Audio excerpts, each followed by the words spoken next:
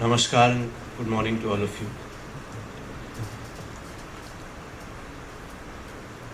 Thank you, Professor Malik, for your kind words. Respected Executive Director and CEO,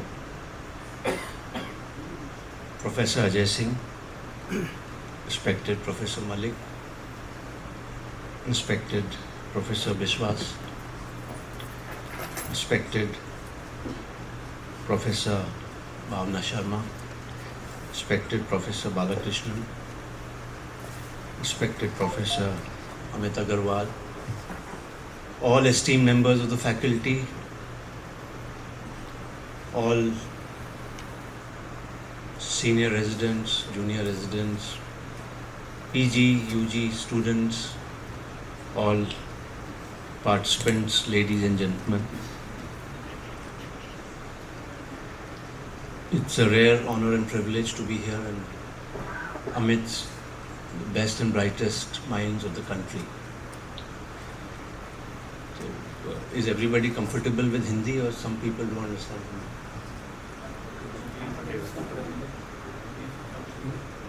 Hindi? Amongst the students, many may be from South.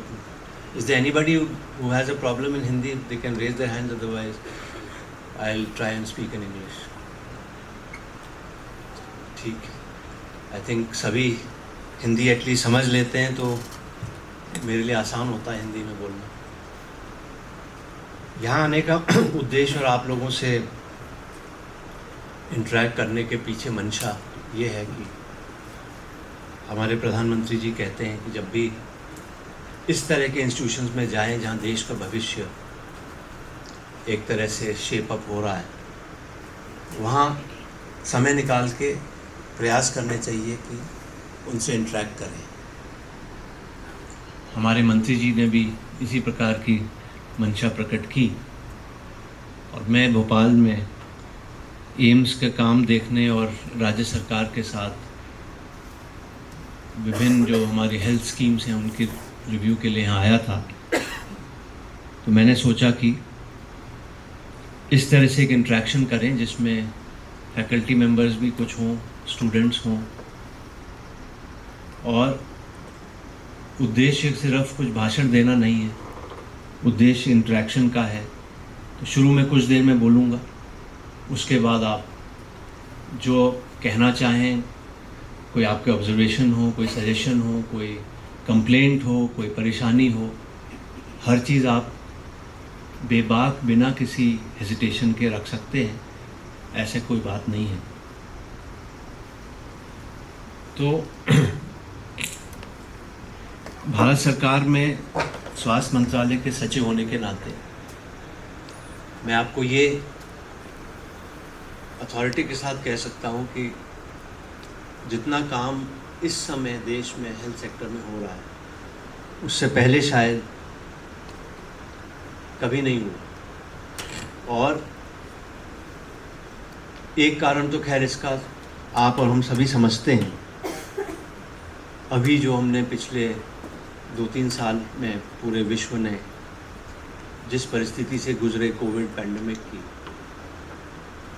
उसने भी एक तरह से सबको सोचने पे मजबूर किया कि सबसे ज़्यादा बड़ी आवश्यकता मानव के लिए, जीवन के लिए क्या है, वो है स्वास्थ्य।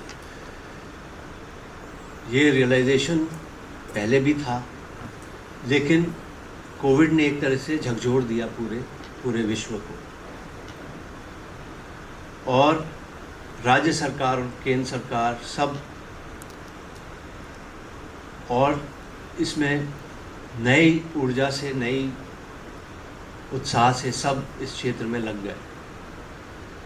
और अब बात होती है pandemic prevention, preparedness and response. ये पैंडेमिक एकदम से आया, हम लोगों की तैयारी नहीं थी। 100 साल के अंतराल के बाद आया। सोचा नहीं था कि ये पैंडेमिक ये विकराल रूप धारण कर लेगा और विश्व में इतने लाखों लोगों की जान जाएगी, इतने लोग प्रभावित होंगे। आप में से भी सभी ने किसी न किसी रूप में इसको डील किया होगा। जो नए स्टूडेंट्स हैं वो तब कॉलेज में होंगे या एग्जामिनेशन की तैयारी कर रहे होंगे। जो यहाँ फैकल्टी मेंबर्स हैं उन्होंने तो हॉस्पिटल में जो हालात हैं उससे खुद फेस किया होगा दिन रात। जो थोड़े सीनियर स्टूडेंट्स हैं, पीजी स्टूडेंट्स हैं, वो भी इस मुहिम में लगे हुए होंगे। तो विश्व में ये रियलाइजेशन आया कि जहाँ पर हमारे गैप्स हैं, चाहे इंफ्रास्ट्रक्चर में चाहे ह्यूमन रिसोर्स, उसको भरना कितना आवश्यक है। कोविड 2020 मार्च में जब इंडिया में दस्तक हुई, धीरे धीरे रियलाइजेशन आया, तो ये स्थिति थी हमारे देश में पीपी किट्स तक नहीं बनते थे, एक दो बहुत छोटे मैन्युफैक्चरर थे। और उस समय में हेल्थ मिनिस्ट्री में तो नहीं था भारत सरकार में, लेकिन मैं अपने स्टेट में वापस चले गया था। लेकिन मुझे अवसर मिला कि कोविड में मुझे रिकॉल किया गया, सेंट्रल गवर्नमेंट में मैं था, मार्च में वापस आया मैं। हालांकि मुझे गए हुए 2-3 महीने ही हुए, और ये सब लॉजिस्टिक्स और सप्लाईज और ये सब मुझे डील करने का मौका मिला नेशनल लेवल। पहला जो पीपी किट्स का हमने ऑर्डर प्लेस किया वो एक सिंगापुर की कंपनी को किया। पहले पीपी किट्स फर्स्ट लॉट में मार्च और बिगनिंग ऑफ अप्रैल 20 की बात कर रहा हूँ। 2000 रुपीज़, 2000 रुपये एक पीपी किट का रेट। N95 मास्क जो अब 8-10 रुपये में मिल जाते हैं, 200 रुपये में, 150 से 200 रुपये में N95 मास्क इम्पोर्ट होते हैं। This is around March and April of 2020। और फिर जो गवर्नमेंट ने एक के बाद एक स्टेप्स लिए, डिज़ास्टर मैनेजमेंट एक्ट लगा, जो नॉर्मल प्रोक्योरमेंट रूल्स हैं वो बाईपास हुए। नॉर्मल प्रोक्योरमेंट रूल्स में क्या होता है, गवर्नमेंट में आपको टेंडर इनवाइट करने पड़ते हैं, उसका एक टाइम होता है, फिर उसका इवैल्यूएशन होता है, फिर ऑर्डर होता है। अगर इमरजेंसी में ये करेंगे तो कुछ नहीं हो पाएगा। डायरेक्टली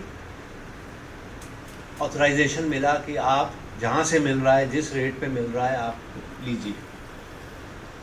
लेकिन 3 महीने के अंदर स्थिति ऐसी बदली, हमारा देश न सिर्फ करोड़ पर मंथ के रेट से पीपी किट बनाने लगा, बल्कि दूसरे कंट्रीज को एक्सपोर्ट करने लगा। By July of 2020 we were exporting PP kits, masks, ventilators were never made in this country. Then all kinds of companies were encouraged, including public sector companies, Bharat Electronics Limited, BEL. For the first time in the history of the country, within a period of a few months, indigenous ventilators make in India. They were manufactured in tens of thousands. I think 70 to 80,000 ventilators कुछ महीने में बन के तैयार। जो कपड़े बनाने वाली फैक्ट्रीज थी, उन्होंने अपने को ऐसे अडेप्ट किया कि वो पीपी किट्स सिलने लग गए। तो the way the country, the entrepreneurs, industry, everybody pulled in their efforts, कि धीरे धीरे करके वो एक जो फीलिंग थी शुरू में कि कैसे होगा, क्या होगा, that change into confidence under the great leadership provided by our honourable prime minister at that point of time, in the time of crisis. तो वो समय था, कई उतार चढ़ाव, पैंडेमिक चला, कई चीज़ें, कई सबक, कई लेसन्स मिले हम सबको। लेकिन सबसे बड़ा लेसन ये था कि health has to be top priority. चाहे वो इंफ्रा गैप्स को मीट करना है, चाहे ह्यूमन रिसोर्सेज गैप्स को मीट करना है। तो मैं उसी से शुरू करूंगा, briefly I will dwell upon it. एक आयुष्मान भारत करके एक इनिशिएटिव लॉन्च हुआ 2018 में। Some of you may have heard of it, many may not have heard of it. उसके 2 कंपोनेंट्स थे। एक तो था an health assurance scheme by the name of Pradhan Mantri Jan Arogya Yojana, PMJ। जिसमें हर फैमिली जो एलिजिबिलिटी लिस्ट में थी वो 5 लाख तक का हॉस्पिटलाइजेशन कवरेज पर एनम उसको फ्री में मिलेगा. So approximately 12 crore Indian families, which would translate to about 55 to 60 crore of population, which would roughly mean the lower approximately 40% of this country. उनको एक स्ट्रोक में 5 लाख तक का कवरेज हॉस्पिटल का free में हो गया.